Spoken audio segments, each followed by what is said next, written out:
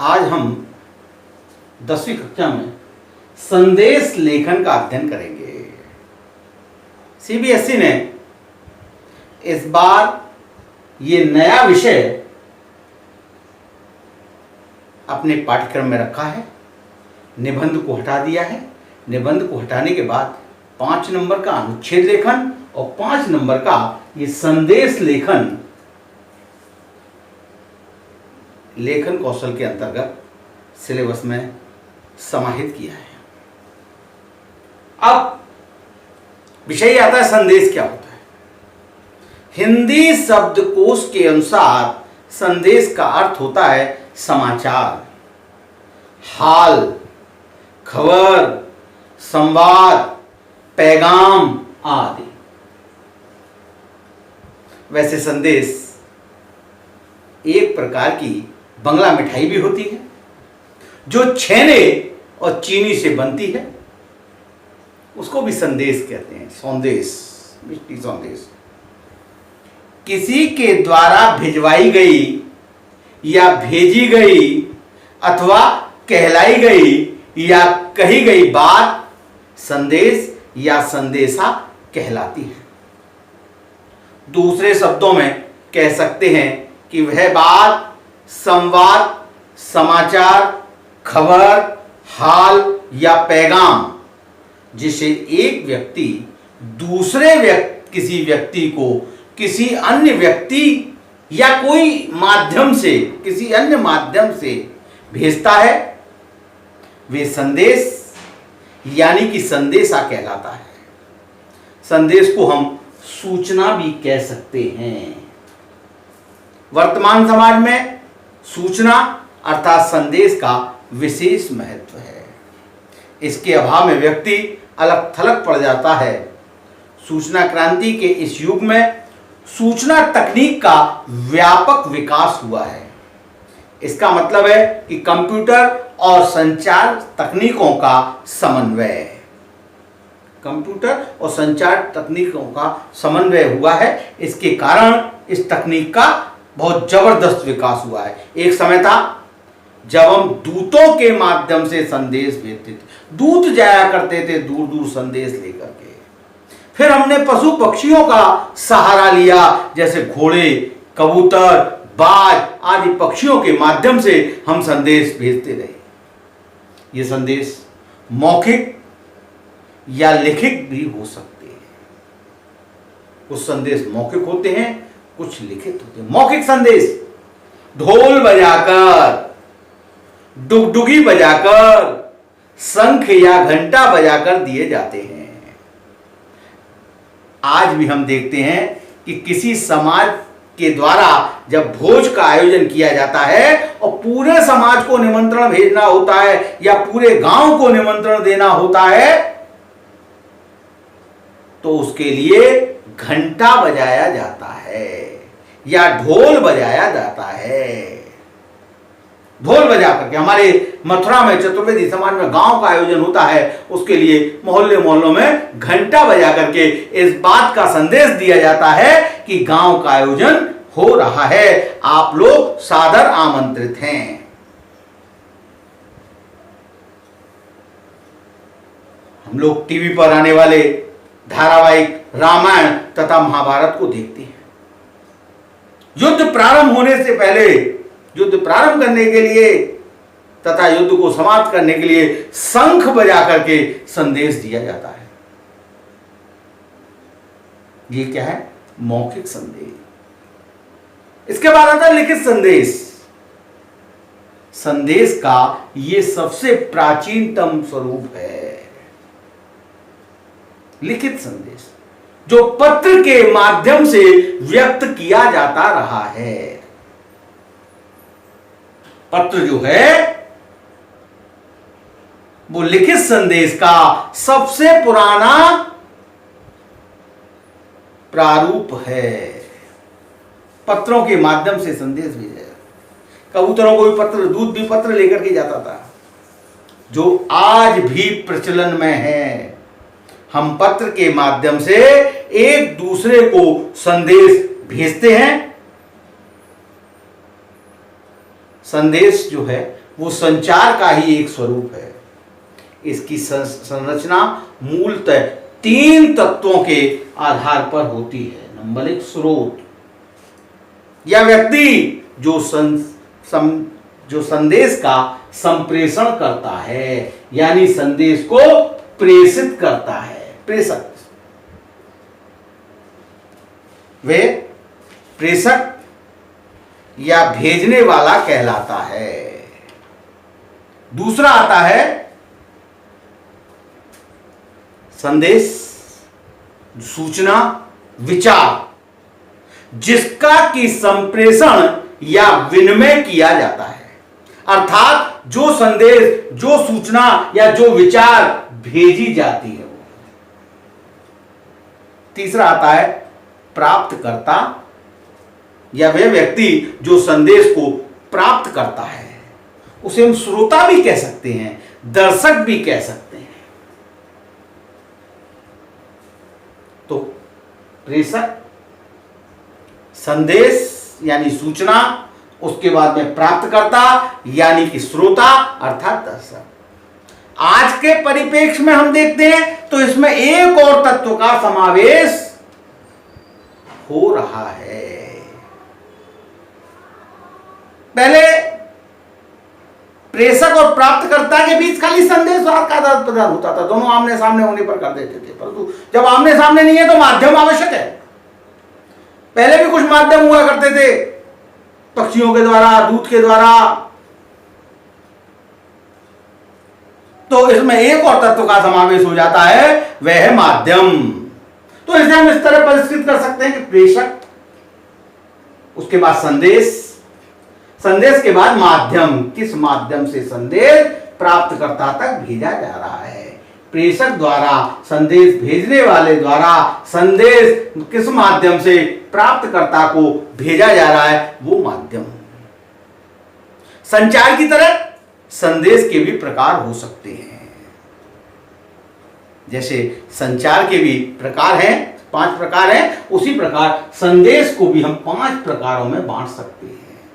Number 1, सांकेतिक संदेश। सांकेतिक संदेश, जैसे खुश होने पर नृत्य करना, शंख घंटा बजाना, बम फटाके फोड़ना, विरोध करने पर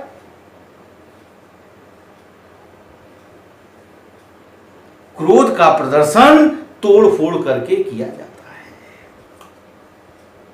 व्यक्ति क्रोध का प्रदर्शन, गुस्सा होकर के, क्रोधित होकर के विरोध का प्रदर्शन करता है, तोड़फोड़ करके विरोध का प्रदर्शन करता है। तो ये सारे सांकेतिक।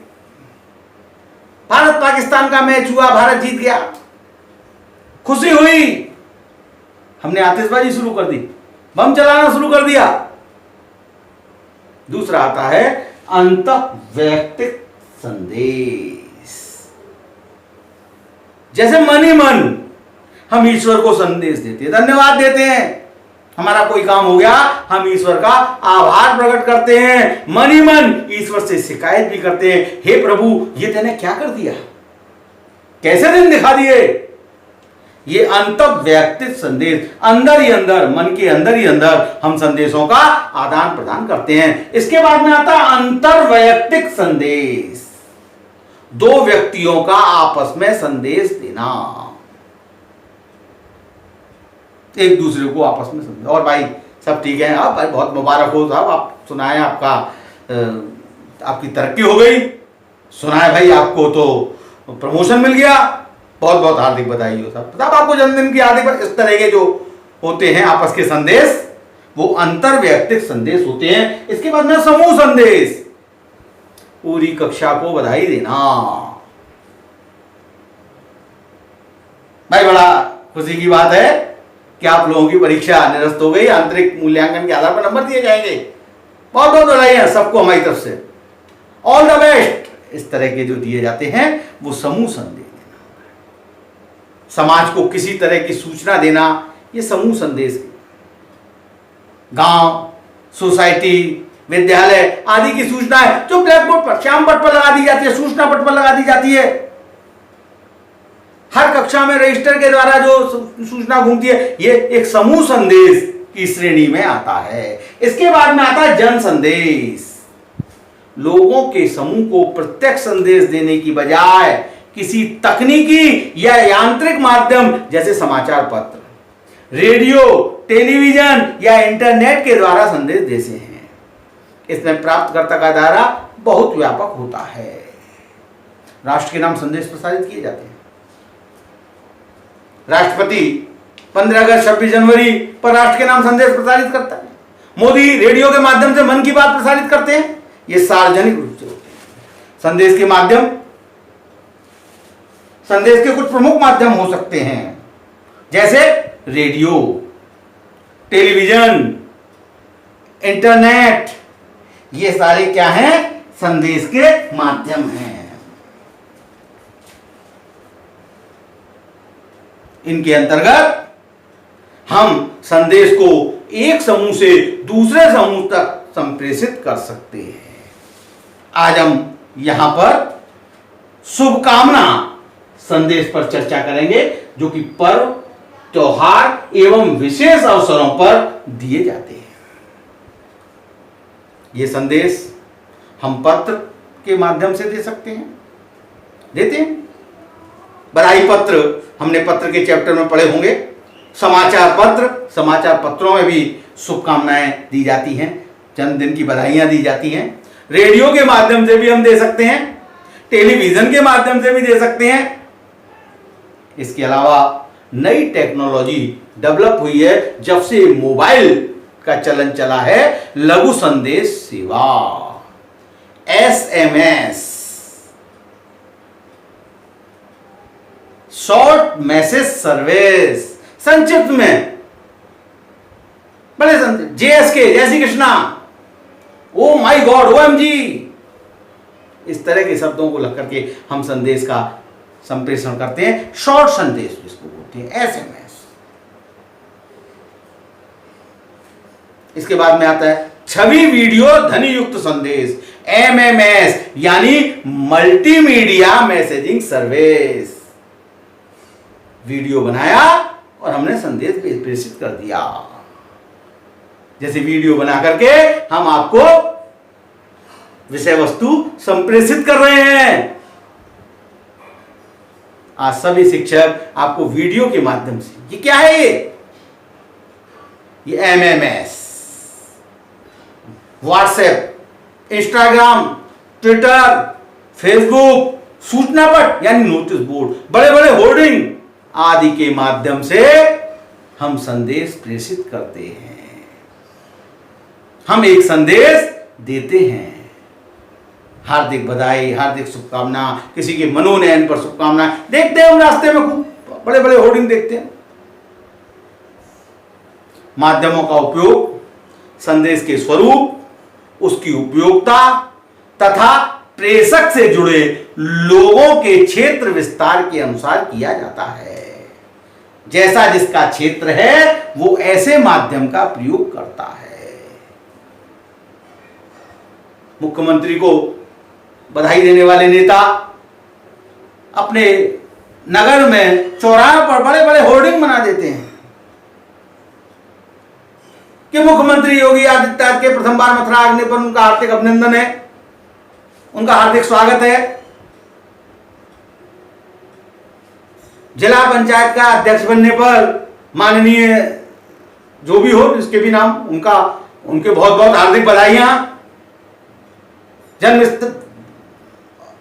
कृष्ण जन्माष्टमी के अवसर पर पधारे भक्तों का हम हार्दिक अभिनंदन करते हैं। इस तरह के। अब इसमें आता है व्यक्तिगत रूप से शुभकामना देना। पर्व, त्योहार, विशेष अवसरों पर दिए जाने वाले संदेश हम मोबाइल फोन पर या तो कॉल करके व्यक्तिगत उस व्यक्ति को दे देते हैं या टेक्स्ट मैसेज भेज करके हम दे देते हैं।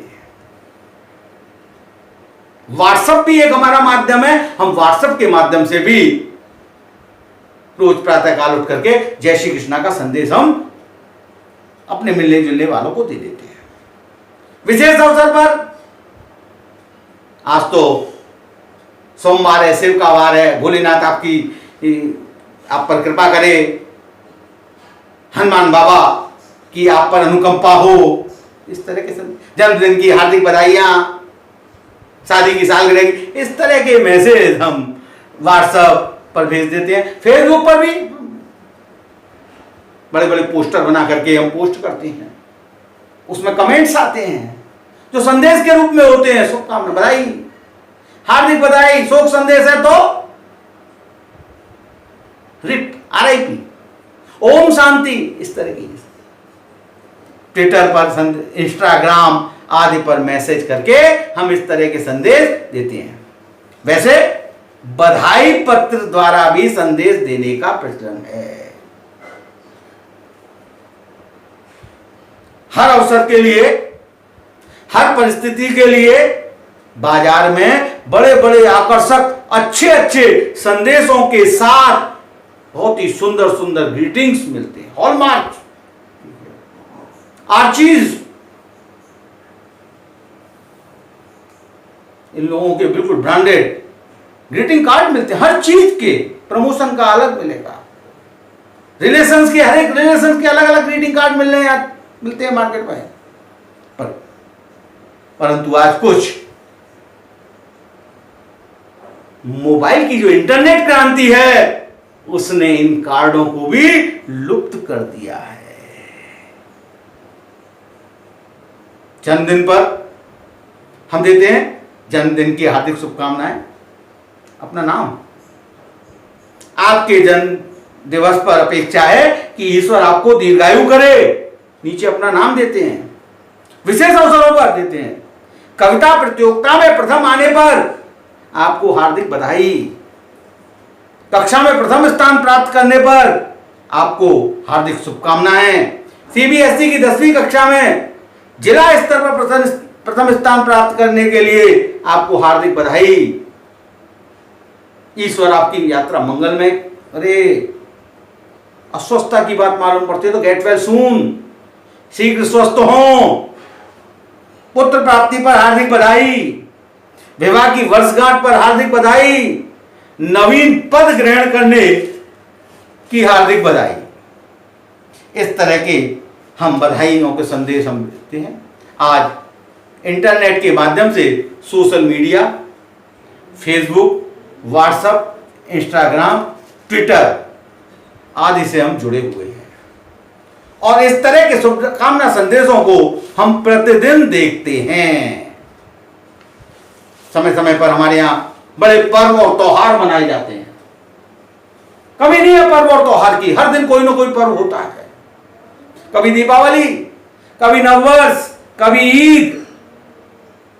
एक समय यह था कि केवल दीपावली और नववर्ष पर ही ग्रीटिंग कार्ड का प्रचलन था, परंतु अब हर बड़े बड़े त्योहारों पर शुभकामना संदेश भेजे जाते हैं। जैसे श्री कृष्ण जन्मोत्सव की हार्दिक बधाई, रंगों का त्योहार होली आपके और आपके परिवार के लिए खुशहाली लाए, ईद मुबारक आदि।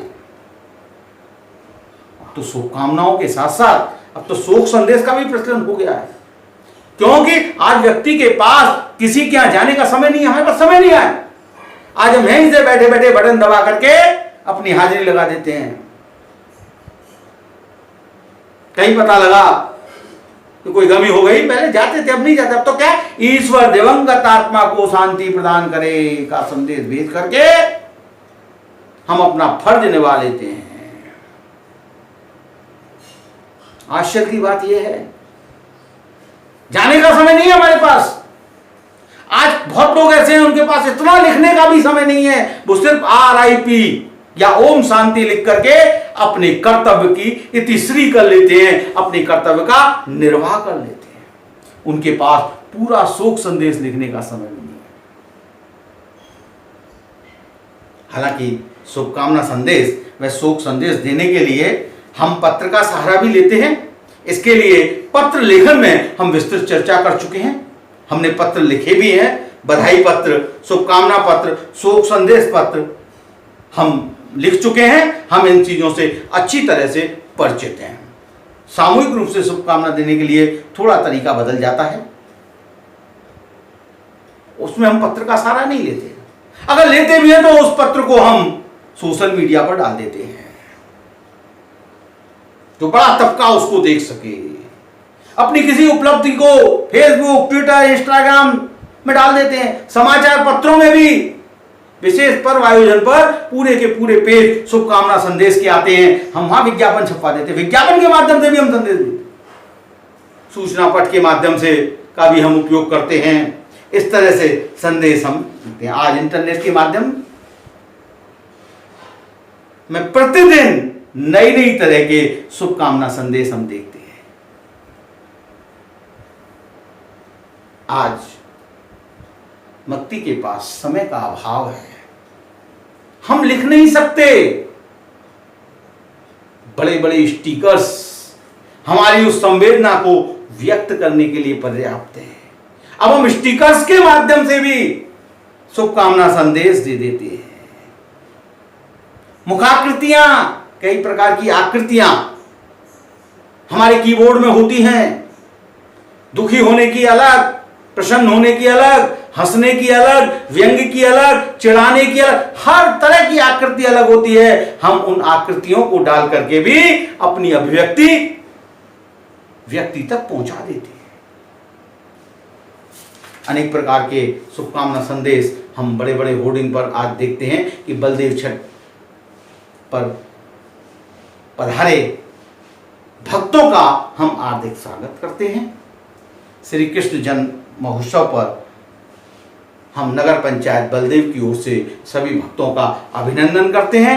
इस तरह के ये हम जो संदेश हैं वो शुभकामना संदेश किसी पर्व, त्योहार एवं विशेष अवसर पर दिए जाने वाले संदेश होते हैं।